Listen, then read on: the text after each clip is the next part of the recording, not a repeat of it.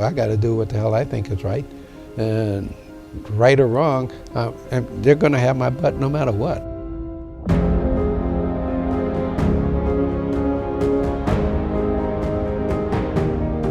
I was valedictorian of my high school class. We had professor of military science and tactics, and we had a junior ROTC in the schools. And they were after all of us that were academically qualified to make applications for West Point and for the Naval Academy. I had a pretty good description of it from Midshipman Wesley Brown, who had graduated from my high school about 3 years ahead of me. And Wes debriefed us on what was going on and what to expect. And he was first class when I showed up as a plebe. And my first classman was his roommate. And I had one place I could go, and they couldn't find me to harass me on Sundays, and I could study and take care of things. I thought the harassment was, in the beginning I thought it was stupid.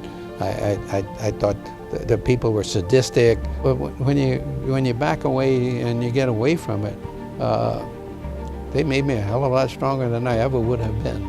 You know, I'm just a dumb kid, shows up at the academy and they beat the crap out of you, and then they throw you out to the fleet. And because of class standing, I picked a small boy, and the commandant called me up, commandant of midshipmen called me up, and he says, I'm not going to let you do that. Well, you know, immediately my thought is, you know, the discrimination's still here. And he said, I'm going to send you to a ship that my classmate is the commanding officer of, and I know you'll get a fair shake there. But I got to Columbus, and Columbus's CEO was a gentleman by the name of Gordon Campbell, and probably was the finest four-striper that I ever ran into. He set out to get me qualified as an OD underway, formation steaming. We were SAC Lance, Supreme Allied Commander's flagship. At the time, I wasn't smart enough to know that they were looking out for me. A hell of a lot of people were looking out for me that I had no idea. When you're the first one, everybody wants to make damn sure that it's successful. Probably the proudest day of my life was when I got my wings pinned on.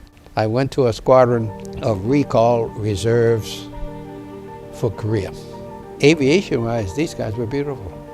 My first deployment to Vietnam was aboard Ranger, and I was a CIC officer. And I had some very experienced people that had been on the cruise before. When you have their backs, they got yours. And that was the same thing when I was skipper Midway.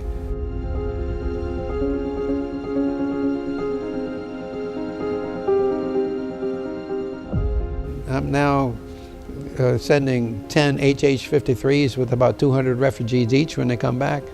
I got 10 of those. That's 2,000 folks that I'm now processing. And to see some of those tough old bosuns mate helping them with babes in arms and all that, I mean, I was absolutely blown away. I didn't know that we had that kind of compassion.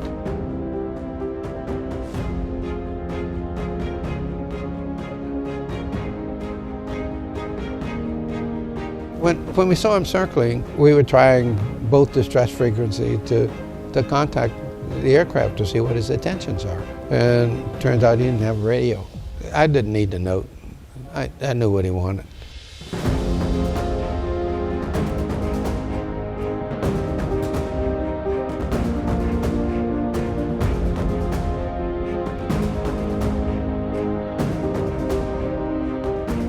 And we cleared the deck for him. We gave him a green light, and he came around and landed. The guy was very professional.